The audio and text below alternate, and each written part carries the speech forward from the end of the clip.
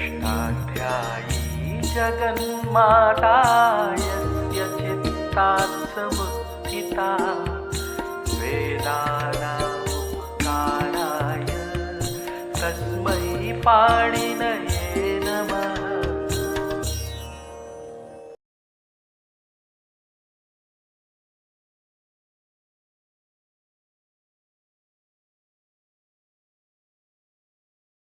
नमः पाणिनये। हम लोग पौष्पी प्रक्रिया के अनुसार सारे निजंत धातुओं में चंग लगा करके लुंग लकार के रूप बना रहे हैं और ये कार्य हम खंड खंड में कर रहे हैं। प्रक्रिया के जैसे खंड है उसके अनुसार हमने भी खंड किए हैं। तो हमने सारे हलादि निजंत धातुओं में चंग प्रत्यय लगा करके उनके रूप निष्पन्न कर दिए हैं और उन 7 धातुओं के रूप भी हमने लुंग लकार में निष्पन्न कर लिए हैं जिनसे निच नहीं होता और चंग हो जाता है। अब हम अजादि निजंत धातुओं के लुंग लकार में रूप बनाएंगे। इस वर्ग को हमने इसलिए अलग किया है कि इन धातुओं में द्वितीय अवयव एकाच को हमें द्वित्व करना है, इसलिए इस वर्ग को हमने अलग कर दिया है। अजादि निजंत धातुओं के नौचंगी रूप अब हम बना रहे हैं। ये 450 पृष्ठ से हम इसको आरंभ करेंगे। इनमें क्या विशेषता है? ये जो अजादि निजंत धातु हैं इनमें क्या विशेषता है जो इस वर्ग को हमने अलग किया? इनमें यह विशेषता है कि हमें इनके द्वितीय अवयव एकाच को द्वित्व करना है। प्रथम अवयव एकाच को द्वित्व नहीं करना है, इसलिए इनको हमने अलग कर दिया है। तो अब हम इन अजादि निजंत धातुओं के रूप बनाएंगे चंग परे होने पर, और पुस्तक में जो कुछ रूप छूट गए हैं, नहीं दिए गए हैं, उनका विचार भी हम इसी के साथ कर लेंगे। तो पहला काम इसमें क्या करना है? यदि धातु में एक ही अच है, धातु अजादि है, उसमें एक ही अच है, जैसे ई, उ, री, इख, उख, इश, एक ही अच है। ऐसे धातुओं के बाद आने वाले अणी का आप लोप मत कीजिए। अनिच से जो लोप होने वाला था वो लोप मत कीजिए। क्यों नहीं करें भाई लोप? हम इसलिए न करें कि जो निच है यही दूसरा एकाच है।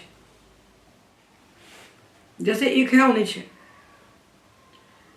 ये धातु एकाच था, अब इस समुदाय की धातु संज्ञा हो गई सनाद्यंता धातु से निजंत धातु इसकी संज्ञा है। अब इसमें हो गए 2 अच, तो अजादि अनेकाच हो गया। अजादि अनेकाच हो गया। इसके बाद जब चंग प्रत्यय आएगा और चंगी सूत्र से हमको द्वित्व करना होगा तो सूत्र आएगा अजादे द्वितीय से। अजादि अनेकाच धातुओं के द्वितीय अवयव एकाच को द्वित्व होता है। तो यहाँ द्वित्व का स्थानीय बनेगा ये खा और ई मिला के जो खी बनेगा, इसको द्वित्व होगा। तो निच का लोप कर देंगे तो कैसे होगा? तो निच ही द्वित्व का स्थानीय बन रहा है। अजादि एकाच धातुओं में निच ही द्वित्व का स्थानीय बनेगा, इसलिए हम इस निच का लोप नहीं करेंगे। ये एक बात। हम इनके रूप बनाने जा रहे हैं तो हमें क्या क्या सावधानी रखना है, इनको पहले विचार कर लें। हम समुद्र में उतरने जा रहे हैं या हम अंतरिक्ष में जा रहे हैं तो हमें क्या क्या प्रबंध करना है अपने प्राणों को बचाने के लिए, वो सब हम समझ लें। तो पहली बात कि ऐसे धातुओं में हम निच का लोप नहीं करेंगे। तो इख में इख है, इश है, अट है, ई है, ऊ है, री है। जितने भी अजादि एकाच धातु आएंगे उनमें जो निच लगाएंगे और निच पर्यंत समुदाय की जो हम धातु संज्ञा करेंगे तो इनमें द्वित्व का स्थानीय निच ही बनेगा। निच का जो इकार है वही द्वित्व का स्थानीय बनेगा। ऐसे धातुओं में हम नी का लोप नहीं करेंगे। किंतु धातु में ही 2 अच हमको मिल जाएंगे। जैसे धातु हमने लिया ऊर्णु, ये हमने ऊनु धातु ले लिया। तो इसमें तो धातु का ही दूसरा अच मिल गया। ऊणु के बाद हमने निच लगाया तो 3 अच हो गए, 1 2 3, निजंत धातु बना ऊणु और निच, तो 3 अच हो गए ना। एक ऊ है, नू है, दूसरा निच, तीसरा निच है, 1 2 3 हो गए। तो यहाँ किसको द्वित्व होगा? इसको होगा, ये नू को। तो देखिए ऊणु है, निच है और चंग है। तो जब यहाँ चंगी सूत्र द्वित्व करेगा तो अजादे द्वितीय से किसको जोड़ेगा? दूसरे अवयव एकाच को। तो जो दूसरा अवयव एकाच है वो तो धातु में बैठा है। ऊणु का अपना खुद का है, अपना स्वयं का है दूसरा एकाच। तब ऐसी स्थिति में उन्हें रनिच सूत्र से अनिदात धातु प्रत्यय परे होने पर इस निच का लोप हो जाएगा, इसका लोप हो जाएगा। ऊणु के बाद आने वाले निच का लोप हो जाएगा क्योंकि ऊणु का नू ही दूसरा एकाच है, और एक होक के बाद आने वाले निच का लोप नहीं होगा क्योंकि निच ही वहाँ पर दूसरा एकाच बनेगा। यह सावधानी हम रखें उन्हीं लोप करने के लिए, क्योंकि जब हम निजंत धातुओं से चंग प्रत्यय लगाते हैं तो सबसे पहला काम हम करते हैं उन्हीं का लोप। अभी तक हमने जो किया सबसे पहला काम हमने किया उन्हीं का लोप। अब हमें ध्यान रखना है कि हमें उन्हीं का लोप नहीं करना है। धातु आजादी है, आजादी और एकाच है, तो निच का जो एकार है यही द्वितीय अवयव एकाच बन रहा है। ऊणु में ऐसा नहीं है, तो ऊणु में हम निच का लोप करके द्वित्व करेंगे और इन धातुओं में निच का लोप नहीं करेंगे, करेंगे नहीं। तो ये एक समस्या का समाधान हो गया। पहले सारी समस्याएं देख लें क्या क्या आने वाली है समस्याएं रूप बनाने के समय। तो ये तो एक विचार हमारा निष्पन्न हुआ कि ऊणु धातु में हम निच का लोप कर देंगे,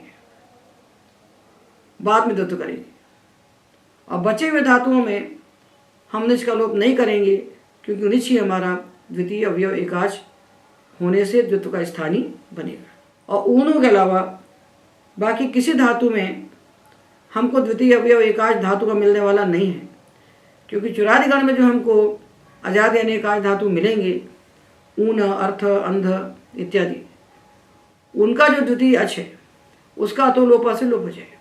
तो इसलिए एकमात्र धातु है ऊणु, इसका हमें हमेशा अलग से विचार करना चाहिए ताकि सबके साथ ना टकराए, वो दोनों की प्रक्रिया अलग अलग हो जाएगी। तब देखिए ऊणु को छोड़कर बाकी धातुओं का विचार करें। यहाँ हमको क्या क्या प्राप्त है? लोप इसमें हमको निच का नहीं करना है क्योंकि निच ही हमारा द्वितीय अवयव एकाच बन रहा है, ये तो निश्चित हो गया। अब दूसरी समस्या क्या है कि हमें यहाँ पुगंत लघु पदस्य से गुण प्राप्त हो रहा है। ऊ में अचोल नीति से वृद्धि प्राप्त हो रही है, ई में अचोल नीति से वृद्धि प्राप्त हो रही है। तो हम ये जो निच को निमित्त मानकर होने वाले कार्य हैं उनको कर लें, और करने के बाद द्वित्व करें कि हम पहले ही द्वित्व कर दें। पहले हम पुगंत लघु पदस्य से गुण करके एक को एक बनाएं, उसके बाद क्या करें? उसके बाद द्वित्व कर लें? नहीं, उसके बाद हमें प्राप्त होता है अनौचंगी उपधाया ह्रस्व है, तो एक को हम एक बनाएं, उसके बाद उसको हम ह्रस्व करें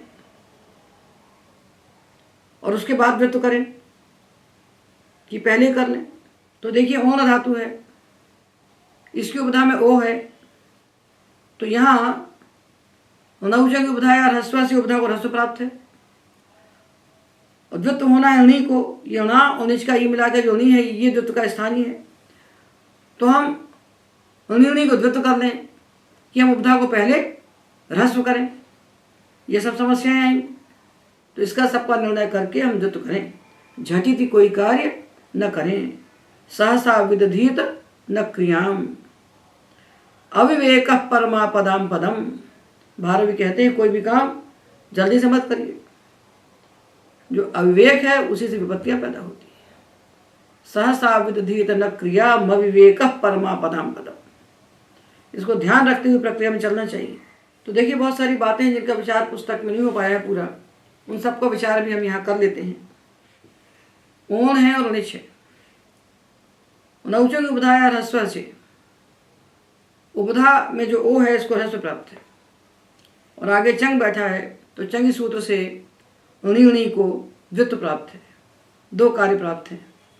तो दो में से हम किसको करें? तो देखिए, जो द्वित्व है उसको एक निमित्त चाहिए चंगी, और जो ह्रस्व है उसको दो निमित्त चाहिए अणु चंगी, दो निमित्त चाहिए। तो ये जो उपधा को ह्रस्व है ये ज़्यादा की अपेक्षा कर रहा है तो बहिरंग है, और चंगी से होने वाला द्वित्व अंतरंग है। तो अंतरंग बहिरंग इकट्ठे उपस्थित होते हैं तो हम बहिरंग को सिद्ध करके अंतरंग कार्य करते हैं, ये सामान्य बात है। तो हमें द्वित्व पहले करना चाहिए और उपधा को ह्रस्व बाद में करना चाहिए। तो हमें द्वित्व पहले करना चाहिए, और यदि हम द्वित्व पहले कर लेते हैं तो उपधा को ह्रस्व प्राप्ति नहीं होगा। यदि उन्हीं द्वित्व हो गया तो उपधा को ह्रस्व प्राप्ति ही नहीं होगा। तो हमें कौन बताएगा कि हम उपधा को ह्रस्व करें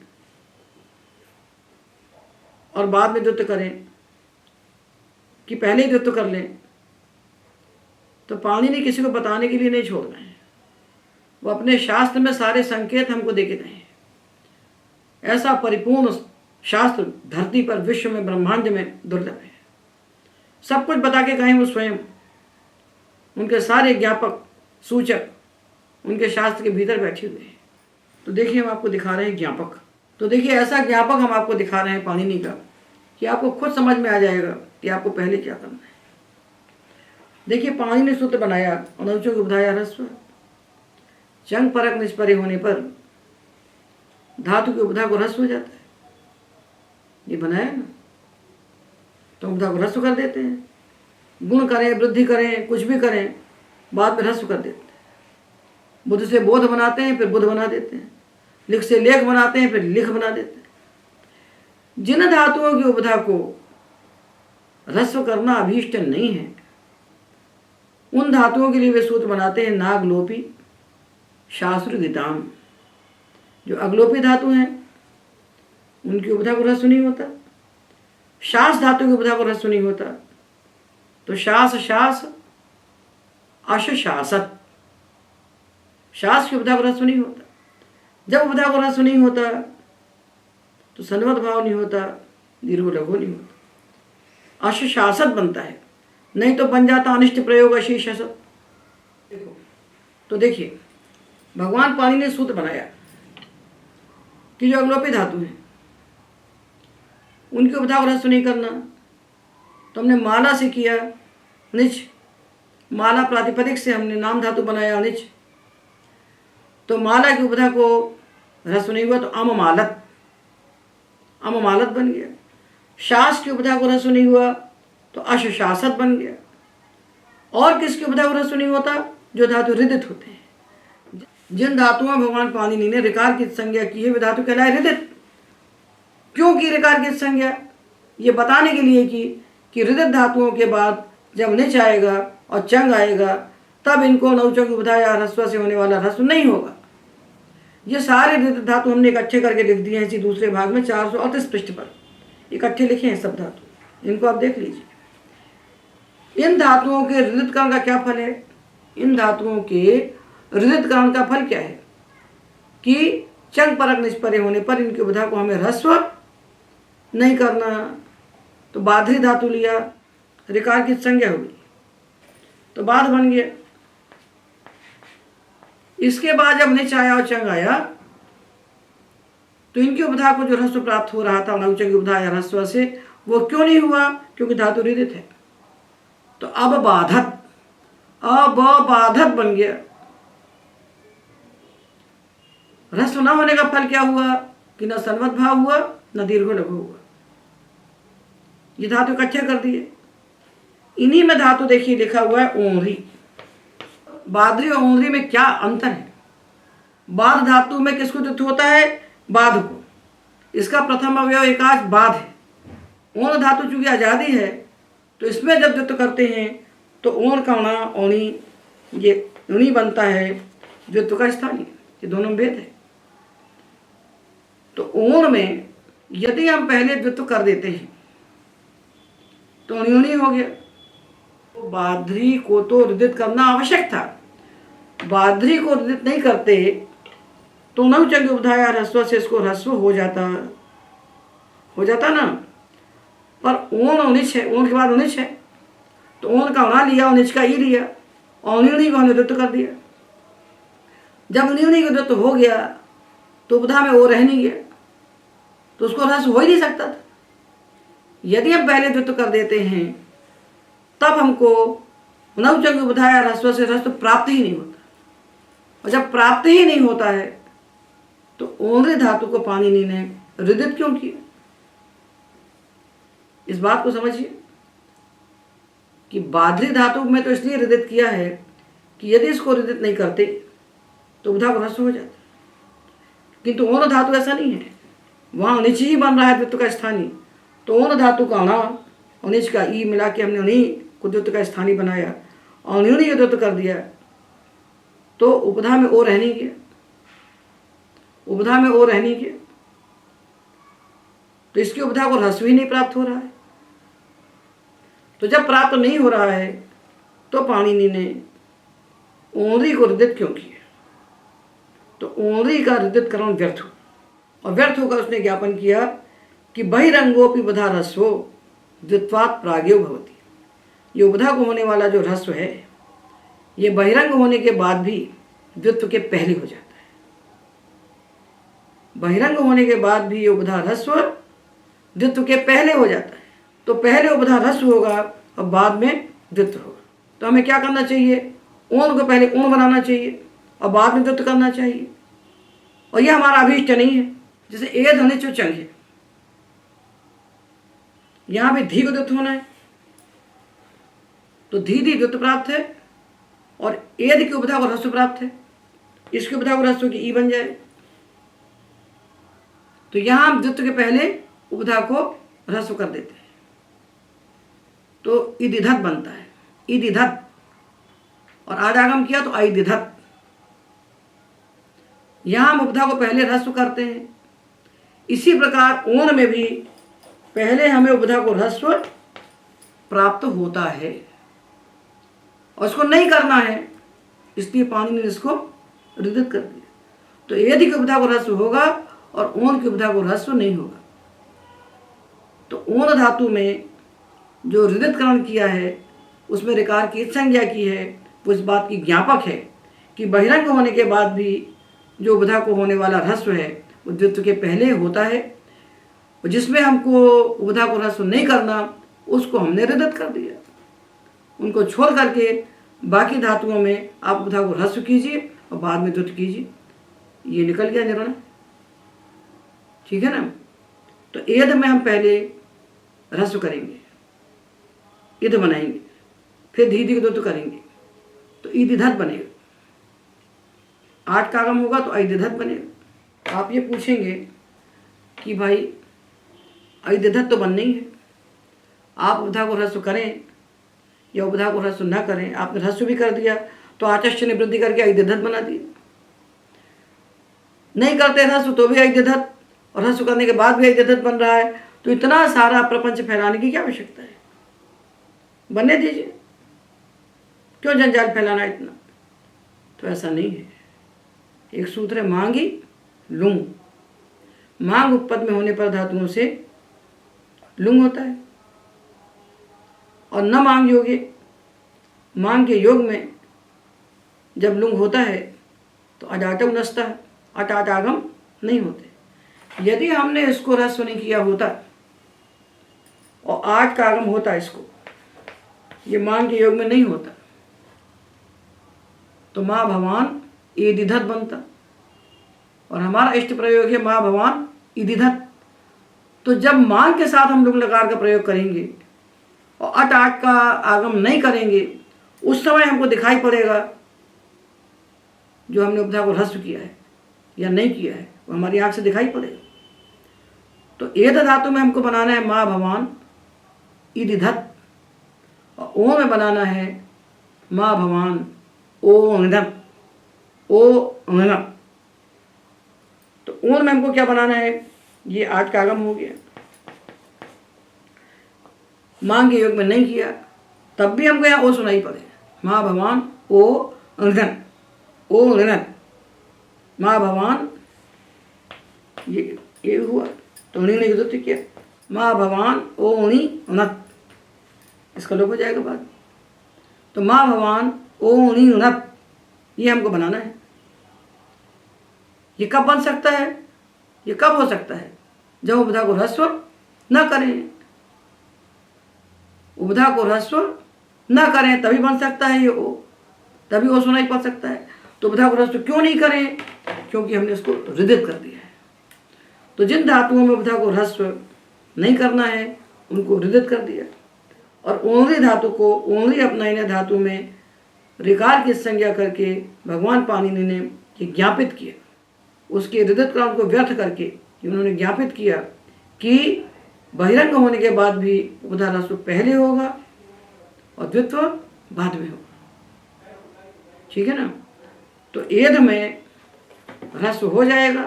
तो जब ये निर्णय हो गया कि उपधा को ह्रस्व पहले करना है, तो जब ये निश्चित हो गया कि हमें ह्रस्व पहले करना है और द्वित्व बाद में करना है, तभी तो हम एध के एक को ह्रस्व कर पाएंगे। तो जब ये निर्णय हो गया कि हमें ह्रस्व पहले करना है, द्वित्व बाद में करना है, तो ऊन को भी पहले ह्रस्व होने लगा। तो ऊन को ऊन न बन जाए, ह्रस्व न हो जाए, तो उसको हृदित कर दिया। तो जिनकी उपधा को ह्रस्व करना इष्ट नहीं है, उन धातुओं को पाणिनि हृदित कर देते हैं, ऋकार की संज्ञा वहाँ कर देते हैं। तो इस ज्ञापन से हमने जान लिया कि हम ऐसे धातुओं में पहले उपधा को ह्रस्व करेंगे और बाद में द्वित्व करेंगे। द्वित्व का स्थानीय कौन बनेगा? धातु का हल और निज का ई मिलाकर जो बना वही द्वित्व का स्थानीय बनेगा। जब 8 हुआ तो औ उन्हीं उन्नत, जब 8 नहीं हुआ तब ओ उन्हीं उन्नत, औ उन्हीं उन्नत और ओ उन्हीं उन्नत। 8 का आगम नहीं होगा। 8 का आगम कब नहीं होगा? मांग के योग। माँ भगवान ओ उन्हीं उन्नत, यही रूप हमारा इष्ट है। मांग का योग होने पर जब 8 का आगम नहीं होगा तब भी हमको धातु के आदि में ओ सुनाई पड़े, इसलिए इसमें ऋकार की इत संज्ञा की है। इन सारी बातों को बुद्धि में स्थिर करके अब हम इन अजादि निजंत धातुओं में चंग प्रत्यय लगाएं।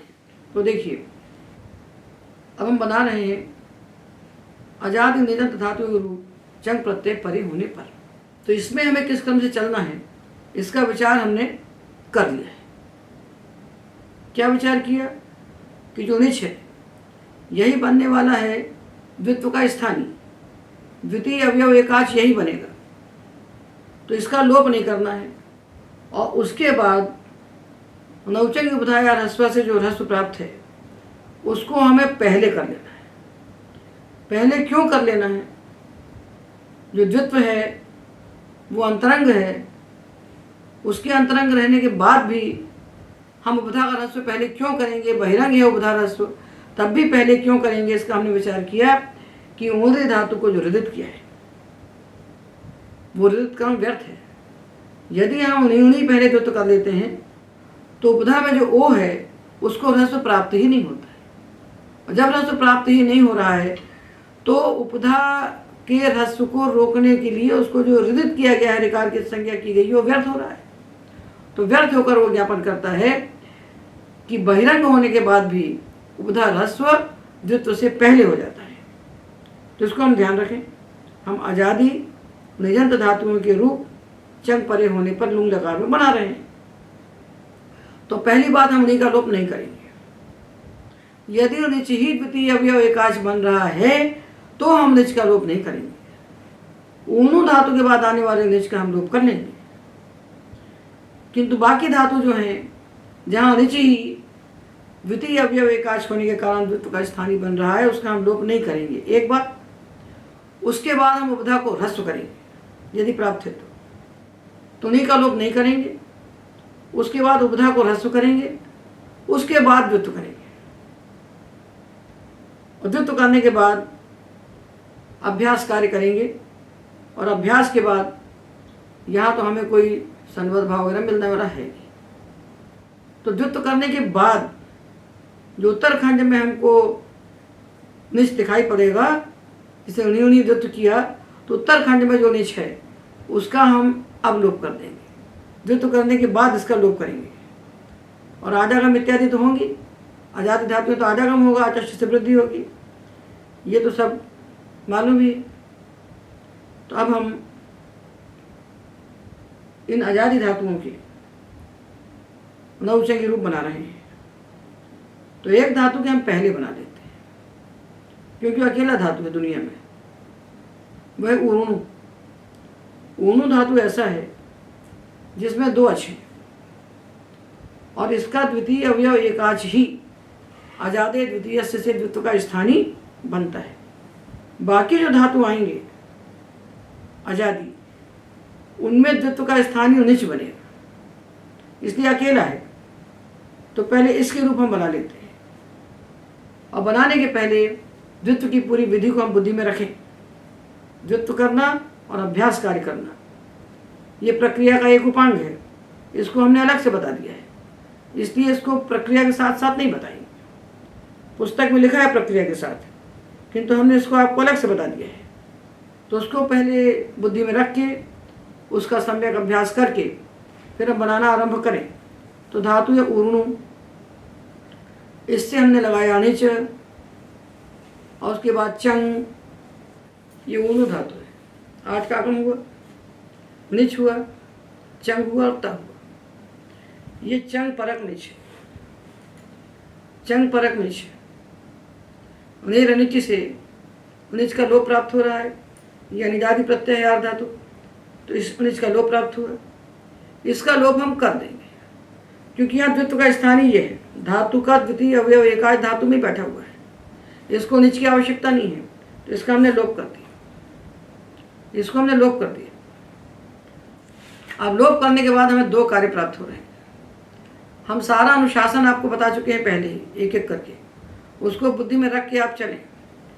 तो यहाँ हमको प्राप्त है, इस निच को मान करके प्रत्यय लक्षण से इस ऊनु में जो ऊ है इसको अचो नीति से वृद्धि प्राप्त है, और सन या वो से द्वितीय अवयव एकाच जो नु है इसको द्वित्व प्राप्त है। ये बन रहा है द्वितीय अवयव एकाच, ये बन रहा है। तो रा को हम छोड़ देंगे, नंदा संयोग आ रहा है, रा को छोड़ देंगे। यह द्वितीय अवयव एकाच, ऋणु, रेप, नकार, उकार। तो रेप को छोड़ करके नूनू को हमें द्वित्व करना है। तो हम पहले वृद्धि करें कि हम पहले द्वित्व करें। तो हमने पढ़ा है नौ अजादेशो न स्यात्, द्वितीय कर्तव्य। द्वित्व कर्तव्यता में निच निमित्तक अजादेश नहीं होता है। ये कब नहीं होता? जब अभ्यास के उत्तरखंड में अवर्ण दिखने वाला हो। उत्तरखंड में अवर्ण यदि दिखने वाला है तो हम अजादेश नहीं करेंगे पहले। तो ये नु में तो दिखेगा, इस नु को हमने वृद्धि की तो औ हो गया नौ, फिर एचो यावा किया तो आव हो गया, फिर नौ चंग बुधाया ह्रस्व कर दिया तो नौ बन गया। पर अवर्ण तो उत्तरखंड में इसमें दिखना ही दिखना है। धातु का ही अवर्ण हमें उत्तरखंड में अवश्य दिखने वाला है, इसलिए हम यहाँ पहले द्वित्व करेंगे, बाकी काम बाद में करेंगे। तो पहले हमने नूनू को द्वित्व कर दिया, और द्वित्व करने के बाद ये जो नू है इसको हमने बनाया नौ।